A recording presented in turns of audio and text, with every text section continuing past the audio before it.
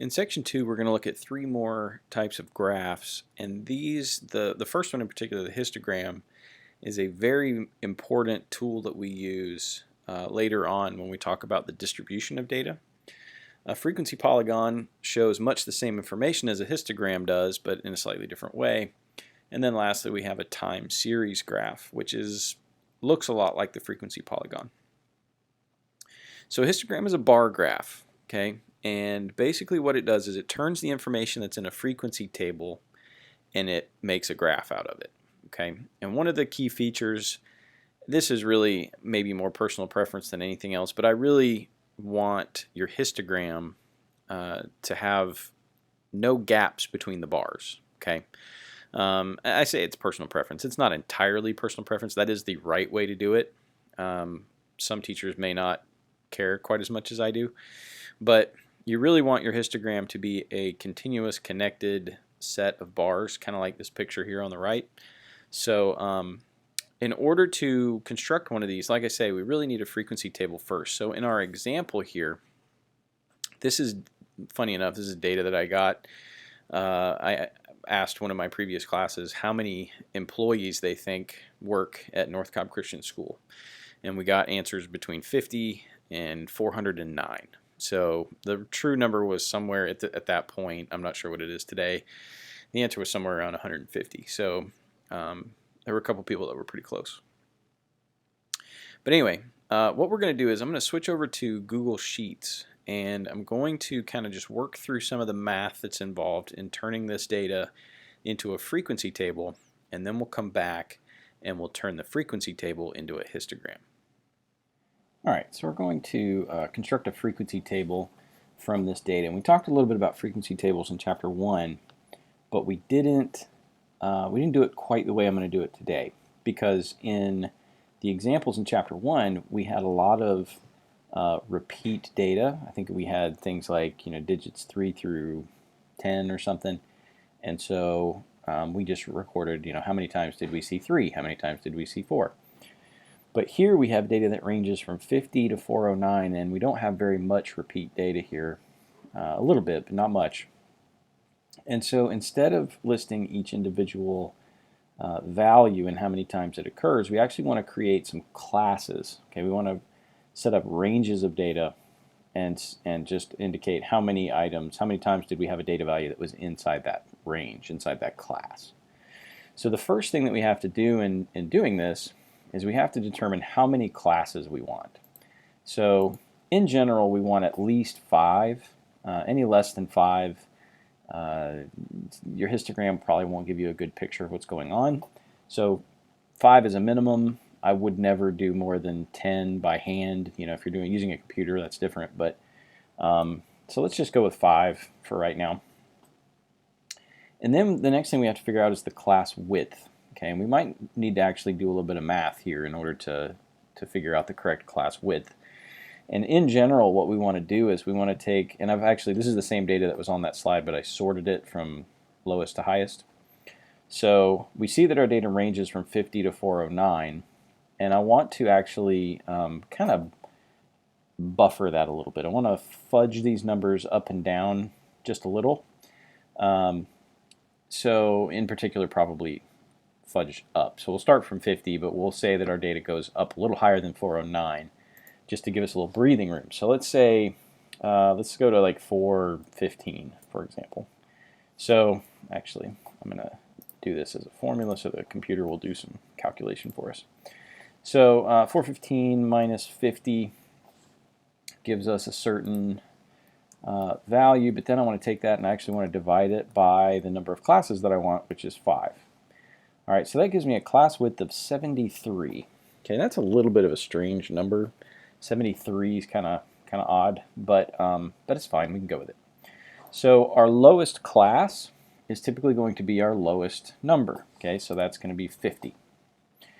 Our next class, we're not going to worry about the upper class limits quite yet, but our next class is going to be 50 plus 73. Okay, we're going to take that class width and we're going to add it. So I believe that's going to give us 123, and then we're going to do it again. 123 plus 73 is 196, I think. I'm doing this on the fly, so hopefully I don't make any mistakes, but I probably will.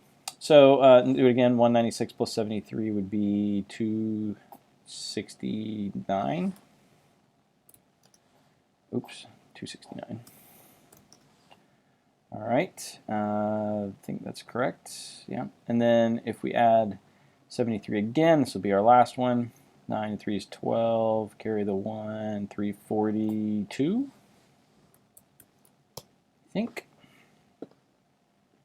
So those are our lower class limits now. So these are going to be the beginning numbers for each range of values. The upper class limits are a lot easier to find once we have the next lower class limit. Then we know that this one's going to go to 122, right? If the next class starts at 123, this one ends at 122. Things will be a little bit different if you have data that has decimals in it, but since ours don't, then we can end our classes at whole numbers, and that's fine. So the next one will be 195, and then 268, and then 341. And then this one, I'm actually probably not going to put an upper. I'm just going to say for this last class that it's 342 plus, or greater than 342. All right, so here's how this actually works. Okay, we're actually going to create our frequency table now. So this first column will be the classes, and the second column will be the frequencies. Our first class goes from 50 to 122. Our next class from 123 to 195, 196 to 268. I see I made a mistake there. 268. Then we go from 269 to 341. And then this one I'm going to say 342 plus. All right, so now the frequency part of this is going to be how many numbers in our list of data values are between 50 and 122. And since I've sorted these in ascending order, that's a lot easier to deal with. So 1, 2, 3, 4 values fit in that first category. And then from 123 to 195, we have 1, 2, 3, 4, 5, 6, 7 values. And then 196 to 268. 1, 2, 3, 4. 269 to 341, that would be 1 value. And then we have 2 values in the 342 plus category. All right, so now we have created this right here. This is our frequency table, okay? There's one more little point to this that we need before we move on to creating a histogram. We need to identify the class boundaries. So I'm going to add one more little set of numbers down here. These are the class, if I can spell, the class boundaries are actually the numbers that would be in between each of these classes. All right, so I'm actually going to skip the first one for now, but the second one would be between 122 and 123. And basically we just want to figure out what's the number that's right in between those two. Well, that would be 122.5, right? And then between 195 and 196, that'd be 195.5. 268.5 will be the next one at 341.5. And that gives us the ones that are in between each of these. But now we need to go back and figure out, all right, so kind of along the same lines, we can see that each boundary is 0.5 above the upper class limits or 0.5 below the lower class limits, whichever way you want to think of it. So that means that the first class boundary would be 49.5. Oops, 49.5. And then the last class boundary we didn't actually calculate. But if we did go back and put this number in, we basically just need to add 73 to the 341, which would be, would that be 414, I think? Is that right? Yeah, I think that's right, 414. So, why didn't that seem right to me, though? 415 divided by 50 minus 15 should be 415. Did I make a... an arithmetic error in there somewhere? I don't see one. All right, you know, it's not worth dwelling on. Okay, I think it'd be 414. I think if that's incorrect, I'll figure it out and I'll address it in office hours. But these are the class boundaries. Okay, they're basically halfway in between each of the classes, and then also the number that would be here if there was a class below 50, and the one that would be here if there was a class above this 342 plus class. So the class boundaries are important because we need those to label the histogram. All right, so this is our frequency table. One of the characteristics we want to look for in the frequency table are these class boundaries if what we're going to then do is create a histogram. All right, so back to our slides where we will pick up with creating histograms. So now that we've figured out our frequency table, you can see I've labeled the axes based on some important information that we got from the frequency table. These numbers across the bottom on the x-axis are the class boundaries that we discussed. And then the y-axis is labeled according to what the frequencies were that we observed. So our highest frequency was 7, so I don't really need to label the y-axis any higher than that. You know, you can if you want to. If it just makes you happier to go from 1 to 10, then go 1 to 10. That's fine. But once you know what your numbers need to be, you don't have to make it any bigger than your largest number. So what we're going to do is, in each of these gaps between the numbers on the x-axis here, we're going to draw a bar. So our first class was from 49.5 to 122.5, and it had a frequency of 4. So I draw a bar in that gap with a height of 4. Our second class had 7 in it, so I draw a bar with a height of 7. And then we had another of 4, and then the fourth class I believe had 1, and the fifth class had 2.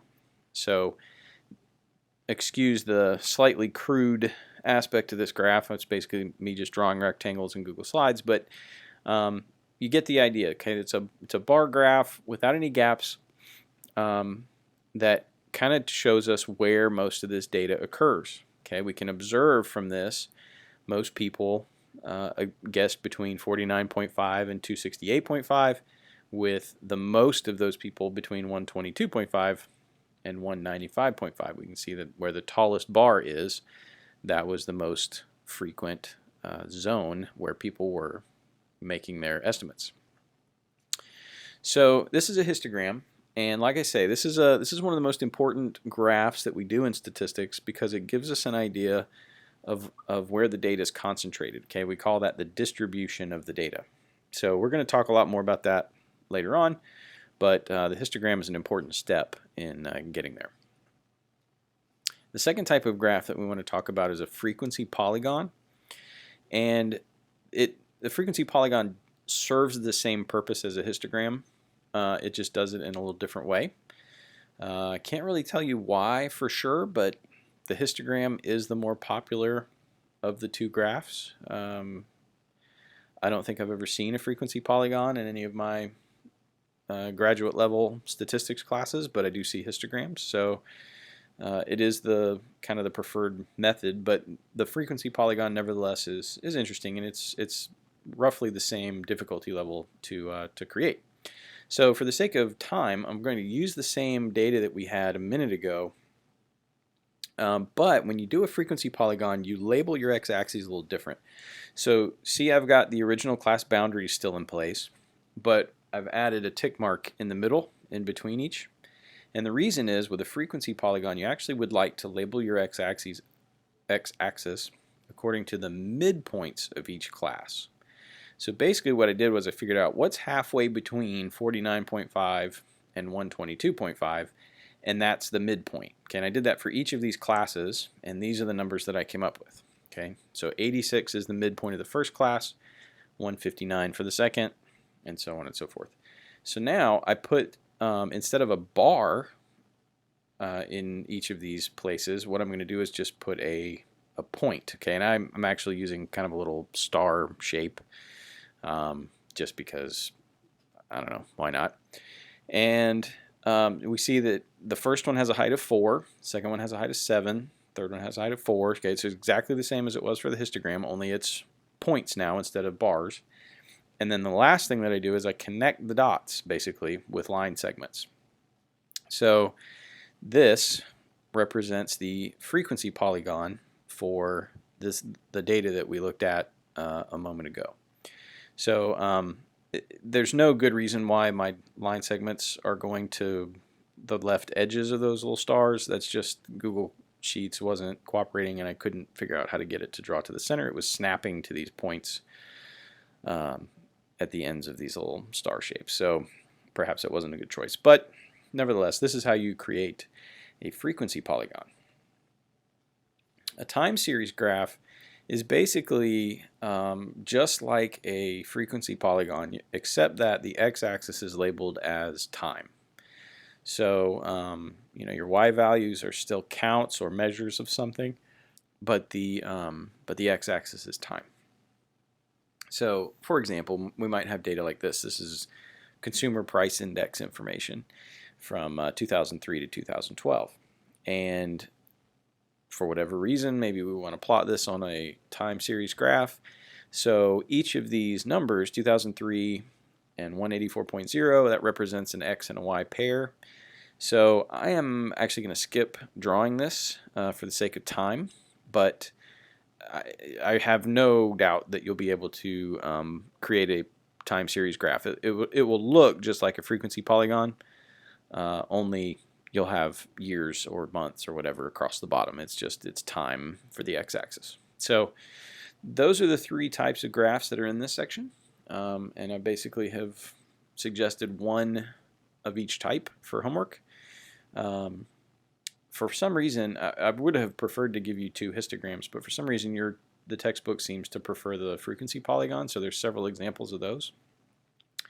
But like I said, in my experience, the histogram is the one that's more important. So one of each, I think, will be fine. And let me know if you guys have any questions. Thank you very much.